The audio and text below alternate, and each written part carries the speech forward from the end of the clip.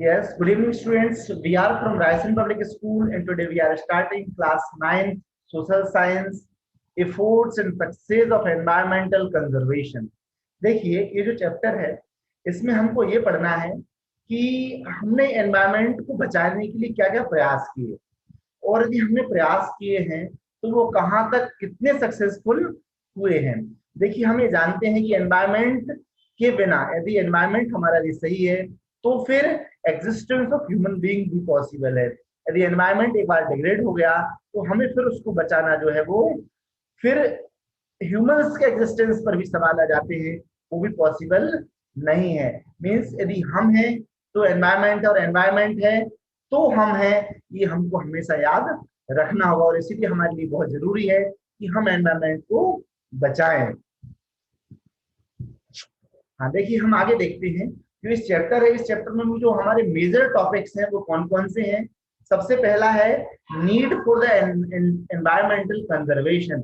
हमें आखिर environmental conservation के लिए क्यों आवश्यकता पड़ रही है, क्या कारण है, ठीक है। उसके पीछे नॉर्मली रीजन जो है वो क्या है, वो है degradation of environment, destruction of environment, over exploitation of environment, ये इसके मेन रीजंस रहे हैं। नेक्स्ट जो हमारा पॉइंट है वो है स्टडी ऑफ एनवायरमेंटल इफेक्ट्स। हम इसके अंदर एनवायरमेंटल इफेक्ट्स की जो है स्टडी करेंगे। नेक्स्ट है role of environment impact assessment, जो EIA है जो है, इसके बारे में हम पढ़ेंगे, उसका क्या रोल है, वो क्या होती है, इस सब के बारे में हम इससे पढ़ने वाले हैं। उसके बाद जो है वो चिपको मूवमेंट, चिपको मूवमेंट जो है बहुत फेमस मूवमेंट रहा है, इसके बारे में पढ़ने वाले हैं। हम लोग इसी चैप्टर में साइलेंट वैली के बारे में पढ़ने वाले हैं, CNG के बारे में पढ़ने वाले हैं, and efforts for water conservation के लिए क्या क्या प्रयास किए गए हैं वो इस चैप्टर में हम पढ़ने वाले हैं। चलिए हमारा चैप्टर हम अब यहाँ से स्टार्ट करते हैं। देखिए, हम ये जानते हैं कि कंजर्वेशन क्या है। यदि हम किसी भी चीज को बचाते हैं तो वो क्या, वो कंजर्वेशन है। और यदि हम नेचर की बात करते हैं तो उसको हम कहते हैं नेचुरल या environmental conservation, saving of environment. And conservation, what is conservation? Is a state of harmony between man and the land is known as environmental conservation है। हम इंसानों को बचाएं, हम जमीन को बचाएं, हम उस जमीन में रहने वाले जितने जीव जंतु उन सबको यदि बचाते हैं तो that is known as environmental conservation. चलिए हम यहाँ से थोड़े से आगे बढ़ जाते हैं। अब हम बात करते हैं नीड फॉर एनवायरमेंटल कंजर्वेशन, हमारे लिए एनवायरमेंट की कंजर्वेशन की आवश्यकता क्यों पड़ी। देखिए, variety of plants and animals live on the earth. हम जानते हैं कई तरह के एनिमल्स, कई तरह के प्लांट जो हैं वो कहाँ पर है, अर्थ पर है। बहुत बड़ा जो है, बहुत वास्ट इसका फ्लोरा और फौना रहा है। Man is the most intelligent and powerful living being. जो मनुष्य जो है वो बहुत ज्यादा, एक तो इंटेलिजेंट भी और दूसरा कैसा है, वो पावरफुल भी है ना। मीन्स कुछ चीजें उससे पावर से, कुछ चीजें मशीनरी से और कुछ चीजें उसकी इंटेलिजेंस से सॉल्व वो कर लिया करता है। But nature has not given him the right to destroy the resources. लेकिन जो है नेचर ने उसको पावर जरूर नहीं दे दिया है कि वो कुछ भी करे, वो उसके खुद के रिसोर्सेज को कंप्लीटली डिस्ट्रॉय, नेचर के रिसोर्सेज को कंप्लीटली डिस्ट्रॉय कर दिए। हमने उसको पावर नहीं दी है, नेचर ने उसको ऐसा नहीं परमिशन नहीं दे दी है कि वो पूरी तरह से उसको खत्म कर दे। उसकी जिम्मेदारी ये भी बनती है कि वो नेचर के रिसोर्सेज को बचाए। It is necessary to use them carefully. वो उनका उपयोग बहुत अच्छी तरह से सावधानी पूर्वक उपयोग करें, उनका उपयोग करें। एंड टुडे एनवायरमेंटल इम्बैलेंस, आज की स्थिति हम देखते हैं तो एनवायरमेंटल इम्बैलेंस की कंडीशन बहुत ज्यादा हो रही है। Is the burning problem of the world, बहुत ज्वलंत समस्या है पूरे विश्व की।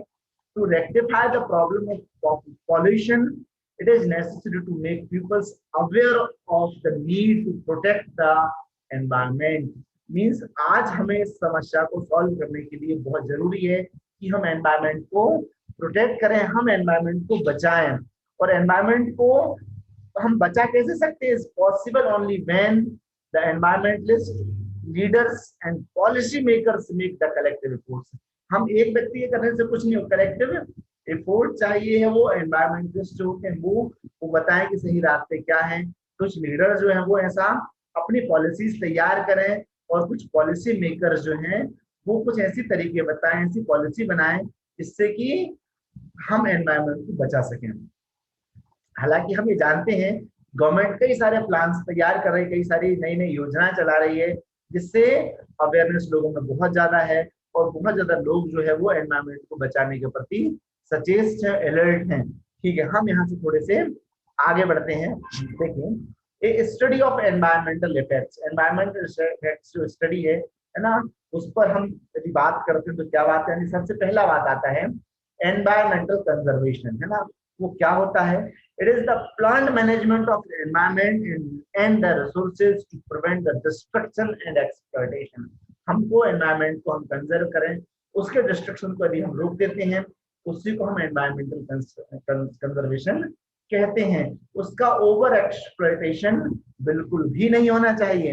नेक्स्ट हम बात करते हैं वर्ल्ड पॉपुलेशन इज इंक्रीजिंग, जो पूरी दुनिया की जो जनसंख्या की जो समस्या बहुत तेजी से बढ़ रही है, यदि इंक्रीजिंग ऑफ पॉपुलेशन भी हो रहा है तो उनको रहने के लिए घर चाहिए, उनको खाने के लिए भोजन भी चाहिए है, उनको बहुत सारी एसेंशियलिटीज उनकी खुद की हैं। तो हम क्या करें, हमारे साथ में समस्या ये है, तो पहले यदि सब चीजें उसको चाहिए तो रिसोर्सेज कहाँ से होंगे? इसी नेचर से, इस अर्थ से ही उनको रिसोर्सेज लेना होंगे, और इसके कारण भी ओवर एक्सप्लॉयटेशन हो जाता है। तो हमको ये मेंटेन करना पड़ेगा कि जो पॉपुलेशन है उसको प्रॉपर तरीके से इंक्रीजिंग वे में वो हो रही है, उसको मेंटेन करते हुए चलें, उसको इस तरह से मेंटेन करें कि वो ओवर एक्सप्लॉयटेशन नेचुरल रिसोर्सेज का ना हो। नेक्स्ट है pollution is increasing day by day. हम ये जानते हैं कि पॉल्यूशन कंटिन्यू बढ़ रहा है, हम अवेयर ही नहीं है पॉल्यूशन के लिए, तो ये भी एक बहुत ज्यादा बड़ी समस्या है एनवायरमेंट को डिग्रेड करने की, एनवायरमेंट को खत्म करने के लिए। हम यहाँ से थोड़े से आगे बढ़ जाते हैं। देखिए, हम देखिए पूरी दुनिया को यहाँ पर देख रहे हैं, और पूरी दुनिया में एनवायरमेंटल पॉल्यूशन बहुत तेजी से एक विकराल समस्या के रूप में बना हुआ है, और बहुत तेजी से ये फैल भी रहा है। निरंतर कंटिन्यू बहुत सारी इंडस्ट्रीज जो है अपना एफ्लुएंट जो है वो कहाँ से तो पानी में मिला रही है, साथ साथ में एयर में मिला रहे हैं, ठीक, एग्जॉस्ट वगैरह जो है, ठीक है। तो कई सारी जो है इंडस्ट्रीज जो है, कई सारी तरह के ऑटोमोबाइल जो है, व्हीकल्स वगैरह हैं, कंटिन्यू पॉल्यूशन कॉज करते चले जा रहे हैं, जिससे कि अर्थ पर एक ग्लोबल पॉल्यूशन की बहुत बड़ी समस्या आ रही है। इसके साथ में जो है उससे ऐसी गैसेस भी निकलती हैं जो कि जो अर्थ के टेम्परेचर को भी बढ़ाती है, जैसे ग्लोबल वार्मिंग की समस्या भी आया करती है। कुछ ऐसी गैसेस भी निकलती हैं जो कि एनवायरमेंट में टॉक्सिक हुआ करती हैं, और वो हमारी ओजोन गैस को, ओजोन लेयर जो है उसको डिस्टर्ब कर रही है, उसको खत्म कर रही है। ये भी एक बड़ी समस्या रही है। चलिए हम यहाँ से थोड़े से आगे बढ़ जाते हैं। The study of environmental effects. अब हम स्टडी एनवायरमेंट जो इफेक्ट जो है उनकी यदि हम स्टडी करते हैं तो हमें क्या क्या चीजें ध्यान में रखना पड़ेगा। Keeping in mind the need of the future, it is necessary to conserve plants, animals, natural resources. हमारे लिए क्या क्या बचाना पड़ेगा? हमें प्लांट्स को बचाना पड़ेगा, हमें एनिमल्स को बचाना पड़ेगा, और हमें नेचुरल एंड रिसोर्सेज को बचाना पड़ेगा। मींस हमें एयर, वाटर, मिनरल्स जो हैं इनको बचाना पड़ेगा, कंजर्व करना पड़ेगा, तो हम इस प्रकृति को बचा सकते हैं, नहीं तो नहीं बचा सकते हैं। Man is also a component of nature. मतलब हम यदि सोचते हैं कि हम इनको खत्म कर रहे हैं, लेकिन हमारा इंटरेक्शन, हमारा जो है, हम भी नेचर के साथ एक उसके पार्ट हैं। मींस हमें भी अपने आप को बचाना है, तो हमको जरूरी है कि हम नेचर को बचाएं, नहीं तो हमारा एग्जिस्टेंस भी खत्म हो जाएगा, हमारा एग्जिस्टेंस भी पॉसिबल नहीं होगा। Human existence without nature is possible for short time. थोड़े समय के लिए हमको लग सकता है कि हमारा एग्जिस्टेंस बिना नेचर के संभव है, बट नॉट फॉर एवर। हमेशा के लिए हम बिना नेचर के संभव, हमारा एग्जिस्टेंस संभव नहीं है। If human being wants to exist in future, they have to be friendly with nature. यदि मनुष्य को नेचर के साथ में यदि उसको बचाएगा वो, तभी उसका भविष्य संभव है, बिना उसके संभव नहीं। इसलिए उसे जरूरी है कि वो नेचर के साथ फ्रेंडली बिहेव करे, नेचर को बचा कर चले, तब तो उसका जीवन संभव है, नहीं तो नहीं हो पाएगा। चलिए हम यहाँ से आगे बढ़ जाते हैं। देखिए, pollution in present in different resources. हम जो पॉल्यूशन करते चले जा रहे हैं अलग अलग जगह में। देखिए, हमने नॉइस पॉल्यूशन कर दिया है, हमने लैंड पॉल्यूशन कर दिया, हमने लाइट में पॉल्यूशन कर दिया है, हमने water pollution, air pollution, thermal pollution, visual pollution, कई तरह के जो है बहुत तरह का अलग अलग प्रकार का पॉल्यूशन हमने नेचर में कर दिया और नेचर को पूरी तरह से पॉल्यूटेड बना दिया है, यहाँ पर हम देख पा रहे हैं। देखिए, as for the existence of human race, यदि हम मनुष्य की प्रजाति के बारे में बात करते हैं, मनुष्य की रेस के बारे में बात करते हैं, तो वो तभी संभव है जब हम कुछ पॉइंट्स को ध्यान में रखते हुए कुछ प्लानिंग्स तैयार करें, कुछ पॉइंट्स को ध्यान रखते हुए उसके अनुसरण हम कर लें, तो हम अपना एग्जिस्टेंस बचा सकते हैं। उनके कुछ points, we should keep in mind the following points. कौन कौन से पॉइंट्स हैं वो देखिए। Use of family planning and birth control, means population control के लिए बहुत जरूरी है कि फैमिली प्लानिंग हो, बर्थ कंट्रोल का प्रॉपर हमारे पास में रिकॉर्ड होना चाहिए, प्रॉपर मेजर्स हमको बिल्कुल रखना ही पड़ेंगे ताकि पॉपुलेशन की ग्रोथ जो है वो कंट्रोल हो सके। यूज ऑफ बायो फर्टिलाइजर्स, आजकल हम जो है कई तरह के केमिकल फर्टिलाइजर्स का यूज कर रहे हैं, जो कि आगे चल के पॉपुलेशन के लिए, जो हमारी जो जनसंख्या वृद्धि हो रही है या जनसंख्या भी बढ़ भी रही है, तो उसके लिए एक बहुत बड़ी विकराल समस्या हो सकती है फूड की, क्योंकि हम लोग टॉक्सिक सब्सटेंसेस को ले रहे हैं, हम केमिकल्स, अलग अलग केमिकल्स का यूज कर रहे हैं। हम लोगों को बायो फर्टिलाइजर्स का यूज करना चाहिए, हमें वर्मी कंपोस्ट का यूज करना चाहिए, एक ऐसा खाद जो कि अर्थवॉर्म्स के द्वारा बनाया जाता है। हम देखिए, pumping underground water by using solar energy, हम जो इलेक्ट्रिसिटी से जो ट्यूबवेल्स के द्वारा जो पानी निकाला करते हैं उसकी जगह हमको सोलर एनर्जी का यूज करना चाहिए, हमें एनर्जी को बचाना चाहिए। Use of biogas for cooking, और कुकिंग के लिए हमें बायोगैस का उपयोग करना चाहिए। Construction of dams and water dividers for the irrigation, irrigation के लिए हमें ऐसे इस तरह से डैम्स और वाटर डिवाइडर्स को कंस्ट्रक्ट करना चाहिए जिससे कि सभी लोगों को सभी जगह जो इरिगेशन की समस्या को सॉल्व किया जा सके। हम अधिक से अधिक पानी को, बरसात को जो एक्सेस अमाउंट ऑफ वाटर जो है वो उसको रोक सकें और उसको सभी जगह सभी लोगों तक पहुंचा सकें ताकि किसी को इरिगेशन की समस्या ना आए। हम आगे बढ़ जाते हैं। देखिए, हमारे एग्जिस्टेंस के लिए भी, ह्यूमन एग्जिस्ट करना चाह रहे हैं नेचर में, तो उसके लिए कुछ इंपोर्टेंट कदमों में एक आता है reduce, reuse and recycle, and this is the circle of life. ये जो सर्कल आपको दिख रहा है, this is what the circle of life है।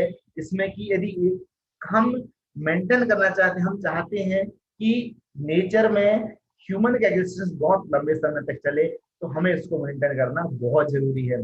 हम यहाँ से आगे देखते हैं। देखिए, एनकरेजमेंट ऑफ द प्लांटेशन, हम एनकरेज करें लोगों की कि वो नए नए पौधे लगाएं, नए नए पौधों को प्लांट करें। फॉलोइंग क्रॉप रोटेशन, साथ में क्रॉप को रोटेट करके लगाते रहें, ठीक, एक इस बार एक क्रॉप, अगली बार दूसरी क्रॉप लगाई, तो तीसरी एक और दूसरी तरह की, मीन्स क्रॉप रोटेशन चलते रहना चाहिए, ठीक है, जिससे कि फसल जो जमीन जो है वो उसकी उर्वरक क्षमता रिगेनिंग होती रहे, वो फिर से आती रहे। Then conservation of wildlife, हमें ध्यान रखना पड़ेगा कि हम जंगली जानवरों को मारे नहीं, उन्हें खत्म ना करें, उनका कंजर्व, उनको बचा कर रखें, है ना। साथ में plant life, animal life and development, national parks and sanctuaries का हम डेवलपमेंट करें, तब जाकर हम अपने जो है एग्जिस्ट कर सकते हैं। हमें नेचर को प्यार करना सीखना होगा, हमें उसे उसके साथ चलना होगा, तब हम नेचर को बचा सकते हैं, और नेचर रहेगी तो ह्यूमन अपने आप को बचा सकता है। Enforcing prohibition of birds and animal hunting, हमको एनफोर्स करना पड़ेगा कि कोई भी बर्ड्स को, कोई भी एनिमल्स को ना मारें। एनफोर्स करना पड़ेगा कि हम जो है प्लास्टिक का यूज ना करें, provision of use of plastic का यूज हम ना करें। पूरी तरह से लोगों को दबाव बनाना पड़ा कि हम प्लास्टिक का यूज ना करें, क्योंकि प्लास्टिक जो बहुत ज्यादा पॉल्यूशन कॉज करने वाला हुआ करता है। इसके साथ में और हमें क्या ध्यान रखना पड़ेगा, use of non conventional energy sources as the solar energy, wind energy, ऐसे सोर्सेज जो कि नॉन कन्वेंशनल, जो कभी खत्म नहीं होंगे, ऐसे एनर्जी सोर्सेज का हमको यूज करना चाहिए जिनमें सोलर एनर्जी आती है, जिसमें विंड एनर्जी आती है। और साथ में क्या है, management of urban waste by the municipal corporation, means जो अर्बन वेस्ट जो है, जो शहरी जो कचरा हुआ करता है, उसका म्युनिसिपल कॉर्पोरेशन के द्वारा प्रॉपर तरीके से मेंटेनेंस होना चाहिए, प्रॉपर तरीके से उसका मैनेजमेंट होना चाहिए। उसकी रिसाइकलिंग ऑफ वेस्ट होना, इंडस्ट्रियल वेस्ट यदि है उसके प्रोडक्ट्स हैं, तो उसका रिसाइकलिंग होना चाहिए, रीयूज होना चाहिए, रिड्यूस होना चाहिए। ठीक है, तो इन सब चीजों का प्रॉपर मैनेजमेंट होना चाहिए। And maintenance of machine in industries and control of noise pollution. यदि बहुत बड़ी बड़ी मशीनें इंडस्ट्रीज में लगी हुई, तो उनमें उनसे बहुत ज्यादा साउंड बिल्कुल नहीं निकलना चाहिए। उनमें इस तरह की साउंड ट्रैपिंग मशीन होना चाहिए जो कि साउंड को ट्रैप कर रहे और बाहर बहुत ज्यादा साउंड ना निकले। मीन्स नॉइस पॉल्यूशन भी नहीं होना चाहिए, किसी भी तरह का कोई पॉल्यूशन नहीं होना चाहिए हमें यदि नेचर को बचाना है तो। ठीक है, इसके अलावा और हमको क्या करना चाहिए, वर्ल्ड फॉरेस्ट डे लोगों के द्वारा सेलिब्रेट करवाना चाहिए, वाटर डे सेलिब्रेट कराना चाहिए, पॉपुलेशन डे सेलिब्रेट करवाना चाहिए, environmental day with the social partners participation to the increase people's awareness, ताकि लोगों की अवेयरनेस इनके प्रति बढ़ जाए। इसके लिए हमको उनको अवेयर करना चाहिए, उनको उनके साथ में पार्टिसिपेट करना चाहिए कि हम इन दोनों को भी मनाएं। ठीक है, इनके लिए हम विशेष तरह की कुछ चीजें ऑर्गेनाइज करना चाहिए ताकि लोगों के लिए इनके प्रति अवेयरनेस आती रहे। देखिए, हम यदि ह्यूमन एग्जिस्टेंस बचाना चाहते हैं और तो हमें नेचर को बचाना बहुत जरूरी है। यहाँ पर हमने एक एट ए ग्लांस पूरे पॉइंट्स रखे हुए हैं। We have to plant tree, we have to come in reduce, reuse and recycle, we have to use bicycle in place of that is driving by the cars, driving by the any type of vehicle। ठीक है, to educate the people, to make the volunteers which can be, वो ऐसे लोगों को बनाना है हमको जो कि क्या करें, एनवायरनमेंट को सेव कर सकें। ठीक है, पानी का यूज कम करना है, बहुत सारे तरीके जो यहाँ पर हमने बताए हैं उन सब का हम यूज करते हैं तो हम एनवायरनमेंट को बचाते हैं। हाँ, आगे देखिए, हम अब हमारे थर्ड पॉइंट पर चलते हैं, that is environmental impact assessment. जो एनवायरमेंट इम्पैक्ट असेसमेंट, इसको हम के शॉर्ट में कहते हैं EIA। बहुत इंपॉर्टेंट है ये। इसकी डेफिनेशन क्या है, environment impact assessment can be defined as the systematic examination, means एक तरह का विशेष प्रकार का एग्जामिनेशन है जो कि अनइंटेंडेड है, अचानक से वो एग्जामिनेशन हो जाता है। और जब हम एग्जामिनेशन करते हैं तो हम उसमें कई सारे तथ्य निकालते हैं कि हम एनवायरनमेंट को किस तरह से बचा सकते हैं, हमारे जो एनवायरनमेंट किस तेजी से वो है वो खत्म हो रहा है, और फिर हम बचाने के लिए क्या क्या प्रयास करें तो हम उसको मैनेज कर सकते हैं। इस सबको हम एक साथ कहते हैं एनवायरमेंटल इम्पैक्ट असेसमेंट कहते हैं। ठीक है, आगे देखिए, हम बात करते हैं the progress of man in different fields of life is the result of the controlled exploitation of natural resources. ठीक है, हमने कंट्रोल्ड एक्सप्लॉयटेशन किया नेचुरल रिसोर्सेज को, और इंसान ने अपने आप को बहुत सारे क्षेत्रों में बहुत अधिक मात्रा में विकसित कर लिया है। Currently, environmental pollution has reached its highest level।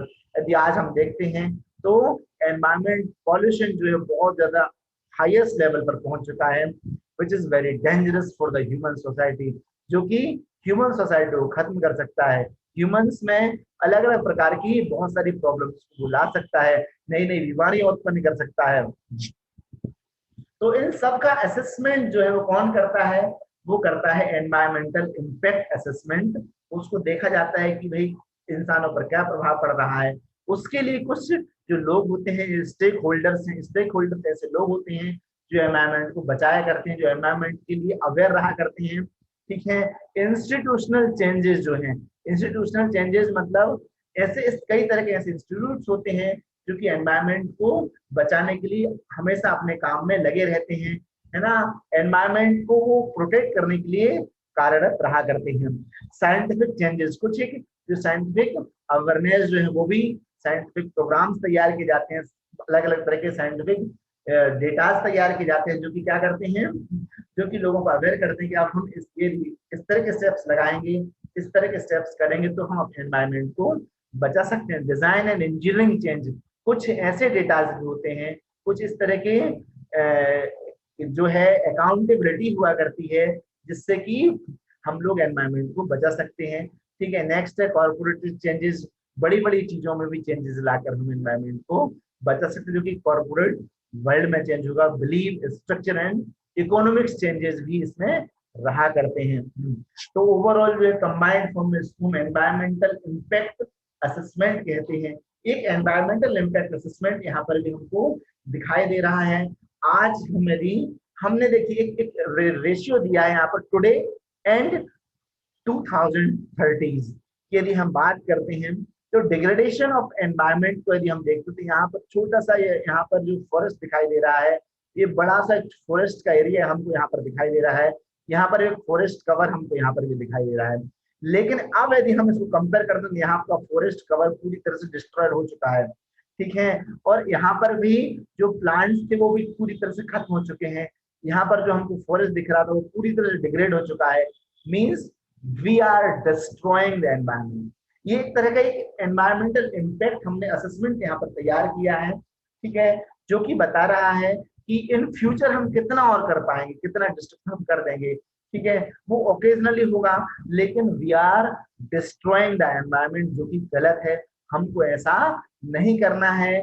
We must have to save the world, we must have to save the nature, we must have to save the our self only, ठीक है। हमें अपने आप को बचाने के लिए जरूरी है कि हम एनवायरमेंट को बचाएं। देखिए हम यहाँ पर हमारे लिए क्वेश्चन आ रहा है कि why there is EIA is essential, environment impact assessment क्यों जरूरी है, ये हमारे लिए क्वेश्चन है। Till now while preparing a project for the development we have to concentrate on the 3 major objectives. तीन कौन कौन से ऑब्जेक्टिव्स हैं? To project should maximise the economic returns, हमें इकोनॉमिक रिटर्न्स को अधिक से अधिक चाहिए है, हमें पैसों की आवश्यकता रहा करती है। And to project should be technically feasible, ठीक है, टेक्निकली भी हमको बहुत ज्यादा एनहेंस करना है। And it should be minimize the harmful for the environment, और ऐसा भी हमको काम करना है कि वो एनवायरनमेंट को हार्म ना करे। तो जो 2 पॉइंट्स हैं वो तो हो सकते हैं, लेकिन एनवायरनमेंट को बचाने के लिए, एनवायरनमेंट को सेव करने के लिए हमें बहुत सारे प्रयत्न करना होंगे। Now we are concentrating more on the third objective, जो कि बहुत इंपॉर्टेंट है। एनवायरनमेंट को बचाना बहुत ज्यादा जरूरी है। To fulfil this objective environmental impact assessment is necessary, और इसको हम तभी कर सकते हैं जब हम एनवायरमेंटल इम्पैक्ट असेसमेंट तैयार करें, उसके अलग अलग ऑब्जेक्टिव्स तैयार करें, और हम उसमें देखें कि किस तरह से हम एनवायरमेंट को बचा सकते हैं, तो हम एनवायरमेंट को सेव कर सकते हैं, नहीं तो नहीं। चलिए हम यहाँ से थोड़े से आगे बढ़ जाते हैं। अब हम बात करते हैं एम्स क्या है। एनवायरमेंट यदि इम्पैक्ट असेसमेंट यदि बनता है तो उसके क्या क्या उद्देश्य रहेंगे, तो उसमें कुछ उद्देश्य हम यहाँ पर देखते हैं। The environment impact assessment aims to achieve the sustained development with minimum harm to the environment, to prevent any short-term and long-term adverse effect on the environment। Means हमको ध्यान रखना पड़ेगा कि हम ऐसे काम करें जिससे कि एनवायरमेंट पर, पर्यावरण पर कोई लॉन्ग टर्म या शॉर्ट टर्म प्रभाव ना पड़े, वो पूरी तरह से खत्म ना हो। हम ऐसे काम करें जिससे उसको मिनिमम हार्म हो, कम से कम उसको नुकसान हो, जिसकी हम भरपाई कर पाए। दूसरा उद्देश्य क्या है? EIA evaluates the beneficial and adverse effect of the development project both the qualitatively and quantitatively। हम ये evaluate करते हैं, हम ये मेजर, हम पता करते हैं कि यदि हम ये काम कर रहे हैं तो वो एनवायरनमेंट के लिए बेनिफिशियल होगा, वो उसको बचा पाएगा, या उसके बुरे प्रभाव पड़ेंगे। ये सब चीजें हम क्वालिटेटिव भी देखेंगे, क्वांटिटेटिव भी, दोनों तरफ इस चीज को देखेंगे, और उसके बाद उसका उस काम को करेंगे। वो उसमें यदि जो है एनवायरनमेंट जो है एनवायरनमेंट डिग्रेडेशन ज्यादा हो रहा है और हमारा बेनिफिट्स कम हो रहे हैं, है ना, तो फिर उस काम को रोक दिया जाएगा। नेक्स्ट क्या है देखिए, the aim of EIA is to ensure the development is achieved with a minimal degradation of environment. Means EIA का उद्देश्य ये है कि जो भी काम हो उसमें एनवायरनमेंट डिग्रेडेशन मिनिमम होना चाहिए, कम से कम होना चाहिए, है ना, ऐसा इनका उद्देश्य ये है। देखिए the aim of environmental impact assessment में हम चल रहे हैं। Environmental impact assessment is a concept which seeks to find ways to ensure that the development process and protection of the environment progresses in harmony। मतलब जो भी environment assessment जो करेगा वो सिर्फ और सिर्फ एनवायरमेंट की हार्मनी के लिए या पर्यावरण को बचाने के लिए ही करेगा, उसको संरक्षित करने के लिए ही करेगा, और दूसरा उद्देश्य इसका नहीं है।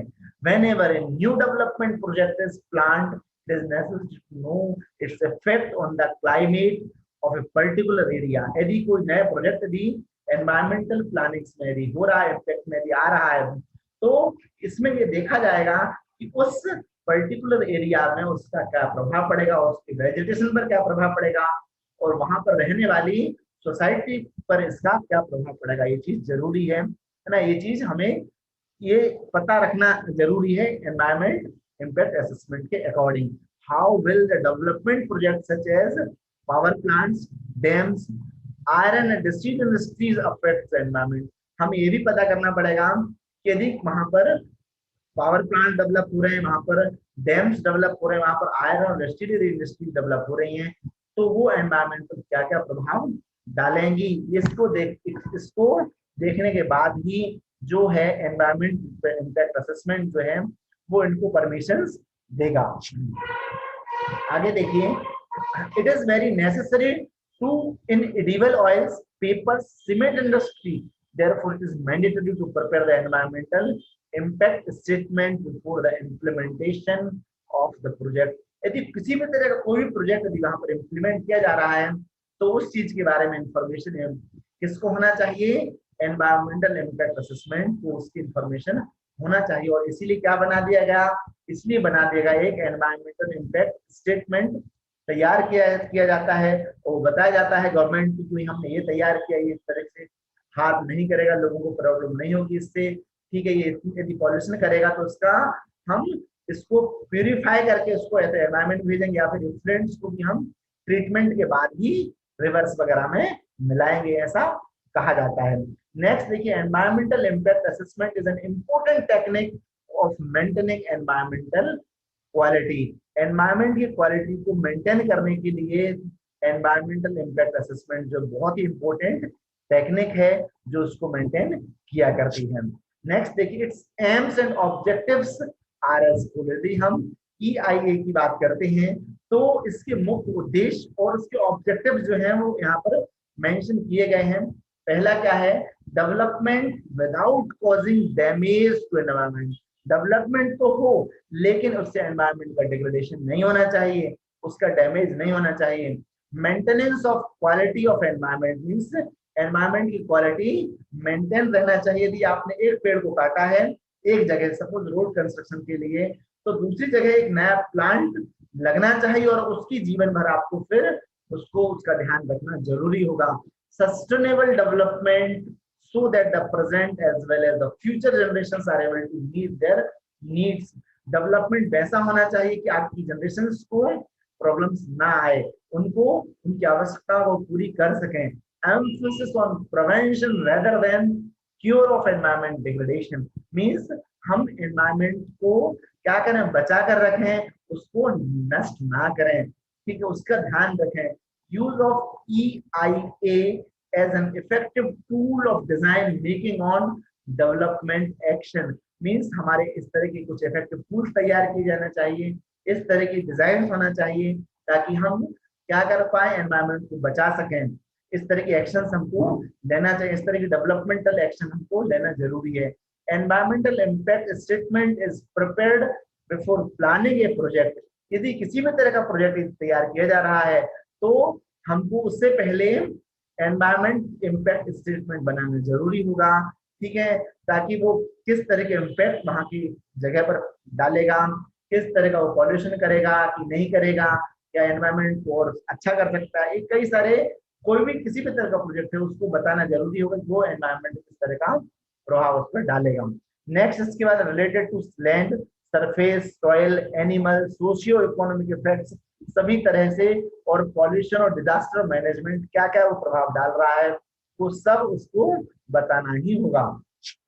नेक्स्ट देखिए, method of environmental impact assessment. अभी हम मेथड्स की बात करते हैं तो उसमें देखिए, उसमें हम बात करते हैं किसकी, थ्री मेजर स्टेजेस हैं उसमें, तो कौन कौन सी हैं। पहला है initial scrutiny and rapid environmental impact assessment, and third is what, comprehensive impact assessment CIA। ठीक है, अब यदि हम इनके अंदर चलते हैं तो initial screening of a project is done to decide whether the impact assessment is actually needed for the project being undertaken और नॉट। मींस यदि कोई प्रोजेक्ट यदि हो रहा है तो वो जरूरी है या नहीं, इसके बाद ही उसको अप्लाई किया जाना चाहिए, नहीं तो नहीं। If it is felt that the project is likely to cause some adverse effect on the environment, यदि वो प्रोजेक्ट जो है एनवायरमेंट पर बहुत ज्यादा बुरा प्रभाव डाल रहा है तो उसको तुरंत बंद कर दिया जाएगा। तो उस रैपिड एनवायरमेंटल असेसमेंट जो है वहां पर चला जाएगा और तुरंत उस पर एक्शन ली जाएगी और उसको खत्म कर दिया जाएगा। Next, rapid assessment attempt to identify the key issue in a project. Means वो जो रैपिड असेसमेंट जो है वो देखेगा कि भाई उसके लिए क्या सॉल्यूशन क्या हो सकता है, ठीक है, यदि वो सॉल्यूशन पॉसिबल है तो उसके लिए सॉल्यूशन किया जाएगा। देखिए, यदि कोई एक ऐसी इंडस्ट्री है जो इस चीज को फॉलो अप नहीं कर पाती, वो एक ऐसा प्रोजेक्ट है जो कि उन पूरी जो एसेंशियलिटी है एनवायरमेंट इम्पैक्ट असेसमेंट के अकॉर्डिंग यदि उनको पूरा नहीं कर पाता है तो उस कंडीशन में उस पूरे प्रोजेक्ट को एंड कर देता है और उसको बंद कर देता है। In India the environmental impact assessment for development project is the responsibility of ministry of environment and forest, government of India. ये जो है इसकी पूरी की पूरी जिम्मेदारी जो है वो गवर्नमेंट ऑफ इंडिया की रहती है, मीन सेंट्रल गवर्नमेंट की रहती है, ठीक है। और इसमें भी कौन सा, ministry of environment and forest की जिम्मेदारी है। सेंट्रल गवर्नमेंट का जो एक अलग से जो उसका एक अलग से जो ग्रुप है उसकी जिम्मेदारी है, ठीक है, और साथ में सेंट्रल गवर्नमेंट ऑफ इंडिया की जिम्मेदारी है। आगे हम बात करते हैं, देखिए methods of environmental impact assessment में हम लोग चल रहे हैं। The ministry constitute the environmental appraisal committee for different sector development. अब उसने क्या किया, जो कमेटी है ना, एनवायरमेंटल अप्रेजल कमेटी है, उसने अलग अलग सेक्टर्स तैयार कर दिए और फिर उसमें प्रोजेक्ट जिस अलग अलग सेक्टर्स में जो प्रोजेक्ट हैं उन पर वो देखने वाली छोटी छोटी कमेटीज उस पर काम करती हैं। यदि वही उसको देखा करती हैं कि वो जो है वो यूजफुल है या नहीं है, वो यदि एनवायरमेंट को कितना डिजास्टर कर रहा है, कितना ज्यादा वो नुकसान पहुंचा रहा है, क्या फायदा कर रहा है, वो सब चीजें वो देखा करती हैं, ठीक है। These projects are related to river valley, irrigation, mining industries, thermal power projects, tourism, metallurgy, textile, rubber industry, leather, paper, transport, chemical industries और भी कई तरह की इंडस्ट्री अलग अलग सेक्टर्स में उनको डिवाइड कर दिया है और फिर वही उनको देखा करती हैं। Special experts committees are formed for different projects. अलग अलग प्रोजेक्ट्स के लिए अलग अलग प्रकार की जो है उनमें एक्सपर्ट्स बैठाए गए हैं, है ना, उन अलग अलग उनकी कमेटी बनाई गई है। And EIA is prepared by them, और ये उन्हीं के द्वारा जो EIA बनाया गया है ना, उनसे ही वो मिलकर बना करता है, ठीक है। आगे देखिए हम बात करते हैं अब चिपको आंदोलन की, या इसको हम चिपको मूवमेंट भी कहते हैं। ये एक बहुत बड़ा मूवमेंट रहा है जिसमें इनमें जो नाम आता है बहुगुणा जी का नाम उसमें बहुत ज्यादा फेमस रहा है, ठीक है। देखिए Chipko movement to a successful strategy for protecting natural resources. एक ऐसा रिसोर्सेज है, एक ऐसा मूवमेंट रहा है जो कि पूरे पूरे इंडिया भर रहा था और बहुत ज्यादा फेमस ये मूवमेंट रहा है, ठीक है। और इसने एनवायरमेंट को बचाने में बहुत ज्यादा सहायता की है। It is not only the movement to save the trees, सिर्फ ये पेड़ों को बचाने के लिए मूवमेंट नहीं था, but also provide the basis for the permanent economic welfare. Means permanent economic welfare के लिए भी ये मूवमेंट रहा था, in terms of food, in terms of grass, fuels, fertilizers and clothings, by making a demand for total transformation in land policy. Means पूरी पूरी land policy को बदलने के लिए एक बहुत बड़ा मूवमेंट रहा है। चलिए हम यहाँ से इसका एक्सपेंशन की यदि हम बात करते हैं तो चिपको मूवमेंट जो है बहुत ज्यादा एक्सपांड हुआ है। The scope of this movement is not confined to the India only, but it is extend to the Switzerland, Germany and Holland तक की अलग अलग देशों में भी ये बहुत तेजी से एक्सपांड हुआ है। वहां पर भी एनवायरमेंट को बचाने की बहुत ज्यादा अवेयरनेस हुई है। Women's participation in this movement is remarkable. और इस मूवमेंट में वुमेन्स में बहुत ज्यादा वुमेन जो रही हैं, उन्होंने इसमें उनका योगदान बहुत ज्यादा है, बहुत ज्यादा अविस्मरणीय योगदान वुमेन्स का इसमें रहा है। The success of Chipko movement has proved that the solution to intense problems is not possible only by making laws. Rather, public awareness and comprehension of rights are also essential for it. Means ये है कि चिपको movement ने prove कर दिया, सिद्ध कर दिया कि सिर्फ हम अकेले नियम कानून के लिए बना लें तो वो चीजें सक्सेसफुल नहीं हो सकती। इसके लिए जरूरी है कि हम पीपल को अवेयर करें, लोगों को जागृत करें कि हमारे एग्जिस्टेंस के लिए, हमारे लिए जरूरी है कि हम जो है एनवायरमेंट को बचाएं, तभी हमारा एग्जिस्टेंस पॉसिबल है। हम उनको समझाएं कि एनवायरमेंट सेविंग करना हमारे लिए बेनिफिशियल है, तो ये जरूरी है ना। आगे देखिए, हम इसके हिस्टोरिकल में चलते हैं। चिपको मूवमेंट द हिस्ट्री है, हिस्टोरिकल पर्सपेक्टिव है। द मूवमेंट वाज स्टार्टेड 1974 का समय था जब ये मूवमेंट जो है स्टार्ट हो गया था। और that year in Allahabad based sport production company थी, एक स्पोर्ट प्रोडक्शन की कंपनी थी इलाहाबाद में जो रही थी, और उसका नाम था साइमंड, ठीक है। was given the contract for cutting of trees of the angu species in Chamoli district. Chamoli district में अंगू स्पीसीज के कुछ पेड़ रहे थे, पूरा जंगल ही उन पेड़ों का था। और उस कंपनी ने भाई जो भी कारण से रहा हो वो ऐसा कॉन्ट्रैक्ट ले लिया कि हम उन पेड़ों को काट सकते हैं। अब हुआ ये कि the wood of the trees of angu species used to make the agricultural tools. जो एग्रीकल्चर के समय जो एग्रीकल्चर की जो लकड़ियां जो थी एग्रीकल्चर वाली जो यूज की जाती थी, उनके जो औजार वगैरह वो है सब उन्हीं लकड़ियों से बनाए जाते थे। The use of this wood was profited by the local people. लेकिन वहां के जो लोकल पीपल थे जो उस जंगलों के आसपास रहा करते थे, उन्होंने उसका उपयोग करने का मना किया कि तुम इसका उपयोग नहीं कर सकते हो। और साथ में क्या किया लोगों ने, the decision of auction of the hundreds of acres of the forest area of the religion of the Chamoli created much dissatisfaction among the people. वहां के जो चमोली पीपल्स के जो लोग थे, चमेली जो गांव था, वहां के जो लोग थे, उनके धर्मों में भी उसका उन पेड़ों का बहुत सम्मान किया जाता था। इसलिए उन्होंने उसको वहां पर बहुत ज्यादा डिससैटिस्फैक्शन हो गया, लोग वहां के बहुत असंतुष्ट हो गए और बहुत ज्यादा क्रोधित हो रहे थे कि ये पेड़ यहाँ से नहीं कटना चाहिए, ये जंगल यहाँ का नष्ट नहीं होना चाहिए। The forest department tried to pacify their revolt by inviting the men folk of the region and nearby villages to Chamoli for the payment of the compensation for the role they had paid during the war time।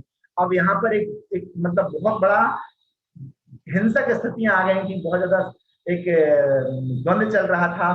तो वहां के जो लोग थे उनको बहलाया फुसलाया गया, कई तरह के पेमेंट के कंपेंसेशन वगैरह देने की बातें की गई, लेकिन लोग इससे ये सब मानने के लिए तैयार नहीं थे। आप देखिए, और ये गवर्नमेंट ऑफ इंडिया दे रही थी, ये वहां के लोग दे रहे थे। At the same time the forest worker and the labourers reached in Ranigaon to cut the trees. वहां पर रानीगांव में पेड़ों को काटने के लिए वहां पर काम करने वाले और जो श्रमिक लोग थे वो वहां पर पेड़ों काटने के लिए चले गए। In the absence of the man, वहां पर जो लोग थे एक ऐसे समय में वो गए थे जब वहां पर पुरुष लोग नहीं थे।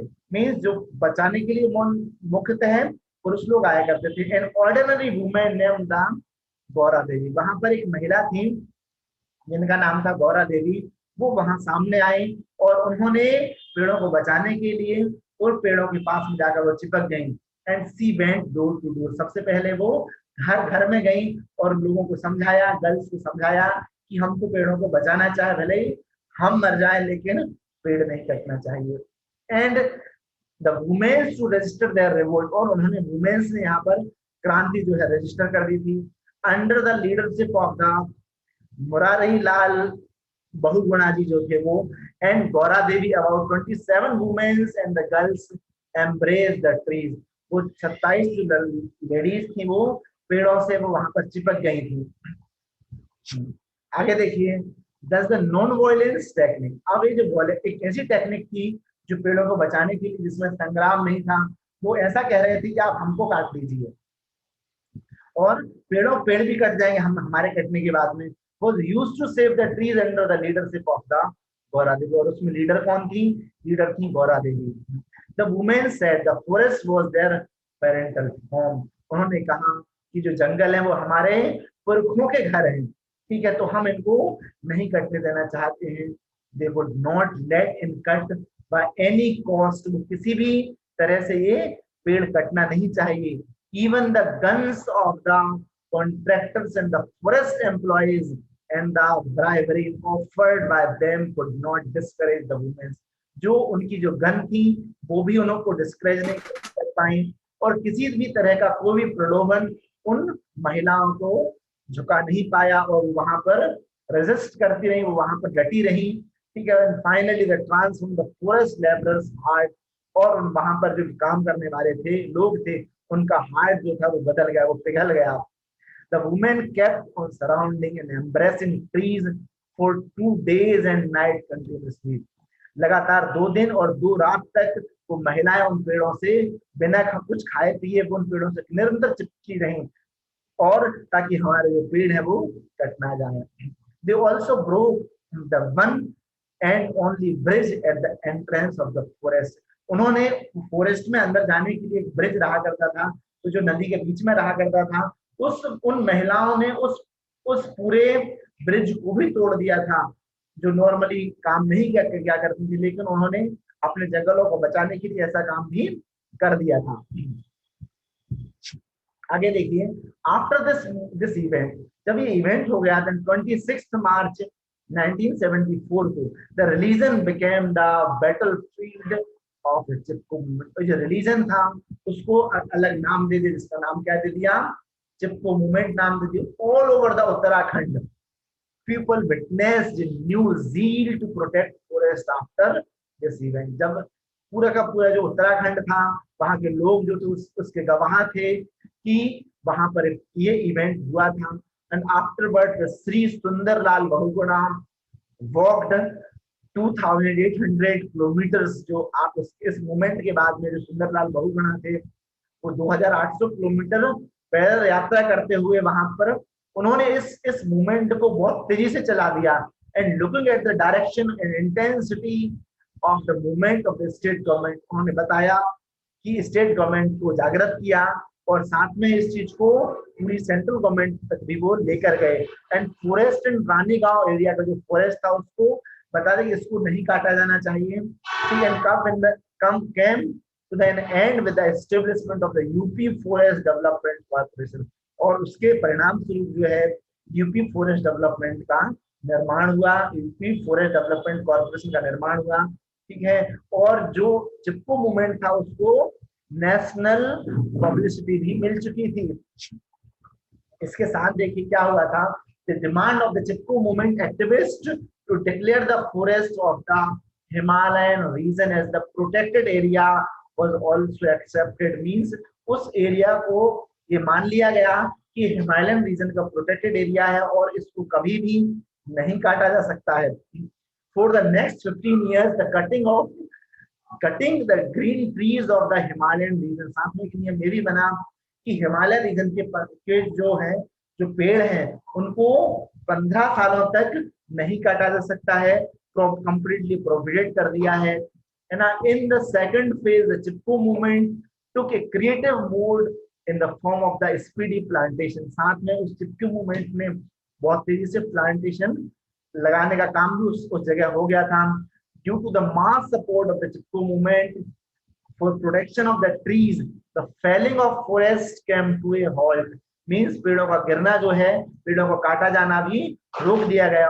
All this made possible the conservation of forest, और इन सब चीजों ने जंगलों को कटने से बचा लिया गया, और बहुत तेजी से जो है जंगल कटने से बचते गए। साथ में फर्टिलिटी ऑफ लैंड्स भी जो है वो तेजी से अच्छी हो गई, लैंड की फर्टिलिटी पावर भी बढ़ गया है, इंक्रीज हो गया। एंड कंट्रोल ऑफ हंटिंग, जब और इसके साथ में जो जंगली जानवर थे उनके जो लोग शिकार किया करते थे वो भी कंट्रोल में हो चुका था। अब हम बात करते हैं द साइलेंट वैली केस की। ये ऐसा केस रहा है जिसमें कि साइलेंट वैली जो है वो केरला के फॉरेस्ट एरिया में रही है, बहुत छोटी सी जगह है, एक छोटा सी स्थान है ये।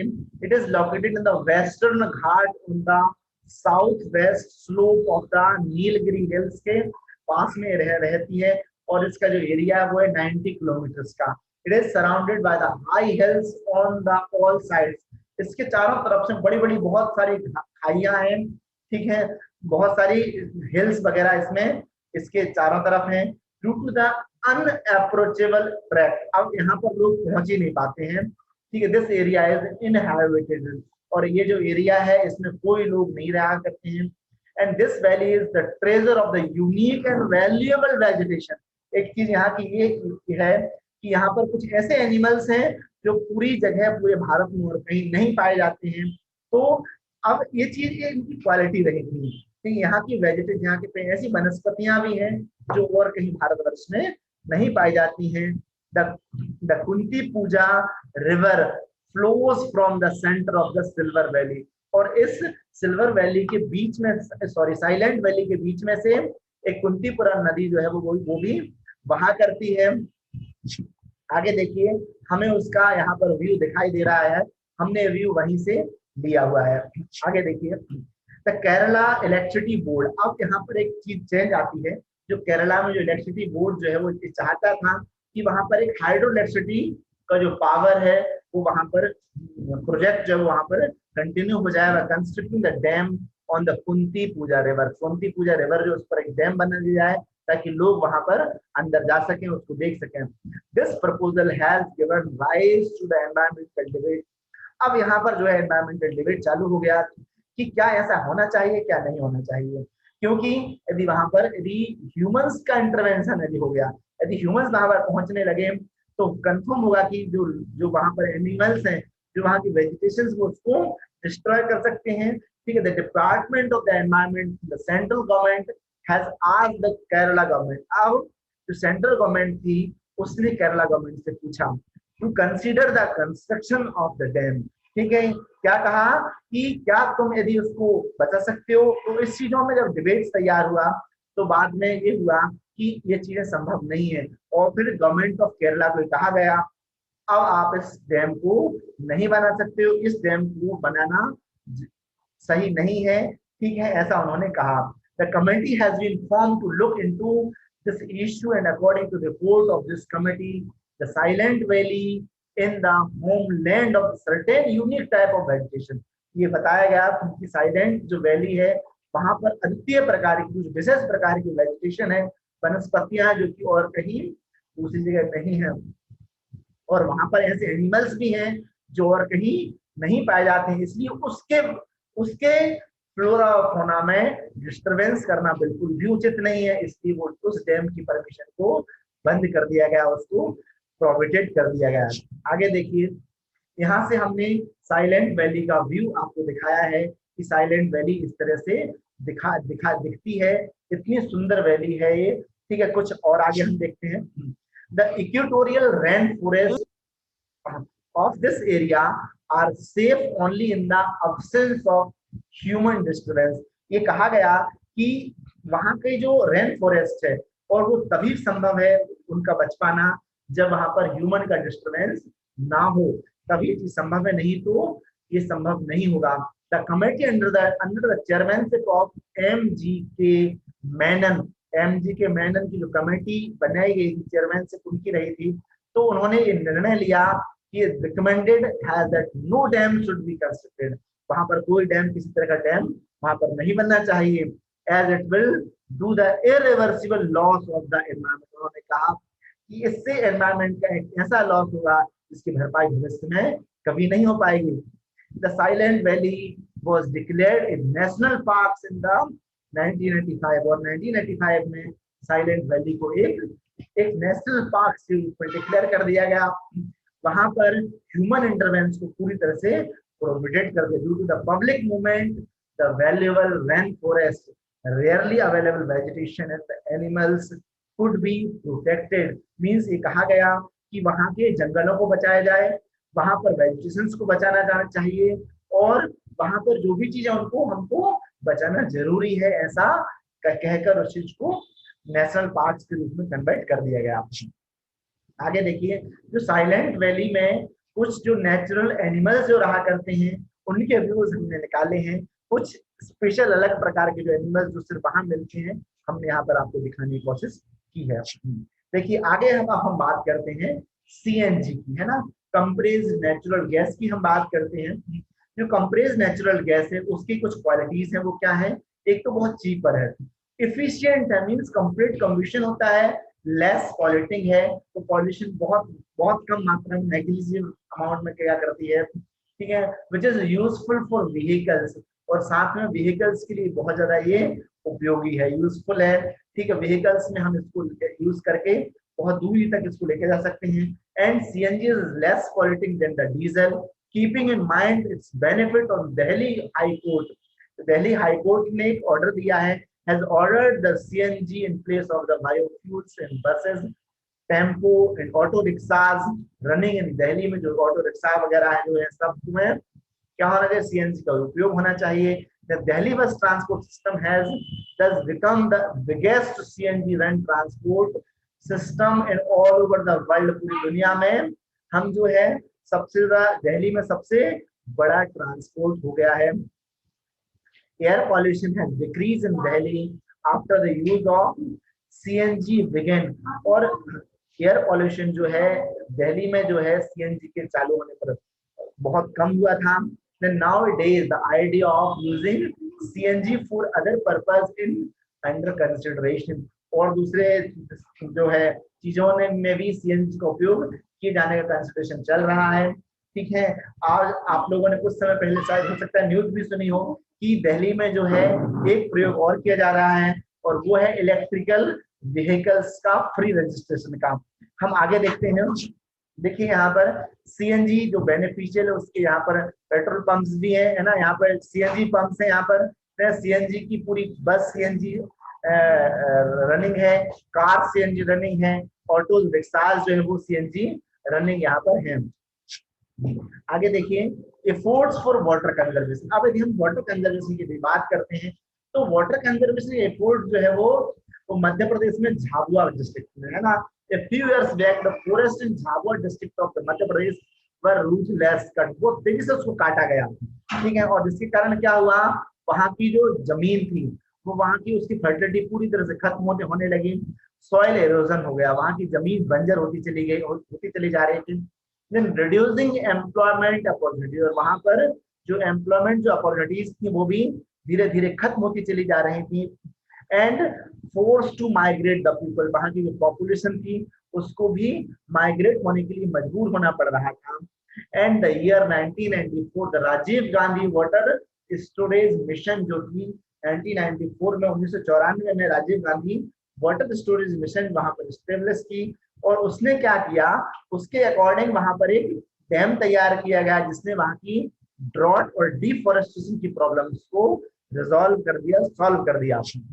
आगे देखिए, this mission involve the consumers at the end point with the land and water conservation programme वहां पर तैयार किया गया।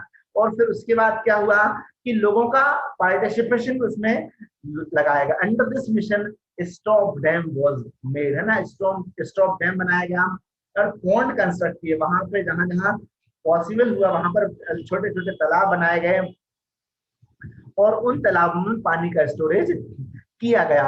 As a result the quantity of available water increase, जमीन के अंदर वहां पर पानी का वाटर लेवल इंक्रीज हो गया, है ना, जो सॉइल वाटर लेवल जो है वो इंक्रीज हो गया, और वहां पर लोगों की जो है इरिगेशन का जो अवेलेबिलिटी वहां पर हो गई, धीरे धीरे वहां पर कृषि जो है वो इंक्रीज हो गई। अब इसके बाद में साथ में लाइव स्टॉक, लोग जानवरों वगैरह को भी पालने लगे, एग्रीकल्चर का भी एनहेंसमेंट वहां पर हो गया। आगे इन 1999, अब जब 1999 की बात करते हैं, state government made it compulsory for the sarpanch. अब स्टेट गवर्नमेंट ने 1999 में एक प्रावधान निकाल दिया, कौन सा था, एक पंच एक तालाब स्कीम निकाली उन्होंने कि यदि एक सरपंच है गांव में, ठीक है, तो उस गांव में एक तालाब जरूर होना चाहिए। और इस स्कीम के तहत जो है बहुत सारे गांवों में तेजी से तालाब बनना चालू हो गए, है ना, और 5 वर्षों के अंदर लगभग 3412 जो है तालाब बन गए थे। were built and 500 net ponds were constructed in the duration of less than the 15 months. 15 महीनों से कि कम अंतराल में 500 से ज्यादा जो है पॉन्ड तुरंत बन गए थे और 3 साल में 3412 तालाब बन चुके थे. Then 1/4 of the cost was borne by the people. इसमें ऐसा नियम भी था कि 25% जो है जो अमाउंट जो है वो लोगों के द्वारा भी दिया जाएगा, तब ये तालाब बनेंगे, ऐसा इस स्कीम में आया हुआ था. साथ में इसमें लोगों का बेनिफिट्स बहुत ज्यादा था क्योंकि उनको इरिगेशन के लिए पानी मिल रहा था. देन अब हम आगे बात करते हैं in the year 2000 under the पानी रोको अभियान. अब एक 2000 में ईयर में एक नया अभियान चला जिसका नाम था पानी रोको अभियान. Was storage water storage was increase by making small dams. छोटे छोटे डैम्स बना दिए गए, ठीक है, जिससे कि पानी का वाटर लेवल जो इंक्रीज होने लगा, लोगों को प्रॉपर अमाउंट में पानी मिलने लगा. This resulted the development of 7 lakh water catchment area. इस जो प्रोजेक्ट था इसके अंडर में 7 लाख वाटर कैचमेंट एरिया बना दिए गए. इसमें गांव का पानी गांव में ये नारा दिया गया एवं खेत का पानी खेत में, ये नारा दिया गया इस प्रोग्राम में. और इस तरह से वाटर लेवल इंक्रीज करने के लिए प्रोग्राम तैयार किए गए. Then water was stored in the farms by construction hazes. छोटे छोटे हेज बनाए गए जो रोड्स के आसपास थे, है ना, अपने खेत के आसपास थे, ठीक है. जहां जहां हेजेस बनाए गए वहां से पानी का स्टोरेज, छोटा छोटा स्टोरेज तैयार होता चला गया और बहुत सारा अमाउंट में वाटर का जो है कैचमेंट होता चला गया. This benefits about 20,000 villages. इससे 20,000 गांवों को फायदा हुआ. And all the above efforts of water conservation was made in Madhya Pradesh followed by the other state. और इतना सब मध्य प्रदेश में होने के बाद में दूसरे स्टेट्स भी इससे उनको राह मिली और उन्होंने दूसरे स्टेट्स में भी स्टेट जो है उन्होंने भी इस तरह के प्रोग्राम्स कर चलाना चालू कर दिए. हम आगे बात करते हैं कंक्लूजन की. तो बच्चों, environmental conservation is the crucial need for the today's human society. आज के समाज के लिए ये जरूरी है कि हम एनवायरमेंट को कंजर्व करें, हम उसे बचा कर रखें. यदि एनवायरमेंट जो है वो यदि है तो ह्यूमन सोसाइटी है, ह्यूमंस का एग्जिस्टेंस है. यदि एनवायरमेंट नहीं रहेगा तो ह्यूमन सोसाइटी का एग्जिस्टेंस भी संभव नहीं है. देखिए, यदि हम देखते हैं तो चुप्पू movement, the silent valley project and use of CNG in Delhi for the protection from air pollution, water catchments and conservation efforts of Madhya Pradesh are the some of the landmarks in the area of the environmental protection. और हमको भी environment को बचाना चाहिए. बहुत बड़े प्रयास हैं जो इंसानों के द्वारा किए गए एनवायरमेंट को बचाने के लिए. तो हमको भी इस तरह के प्रयास करते रहना चाहिए और एनवायरमेंट को सेव करना चाहिए, उसे बचाना चाहिए. एनवायरमेंट को हमने आज सेव कर लिया तो हमारा फ्यूचर सेव रहेगा, नहीं तो नहीं. Okay students, thank you, have a nice day.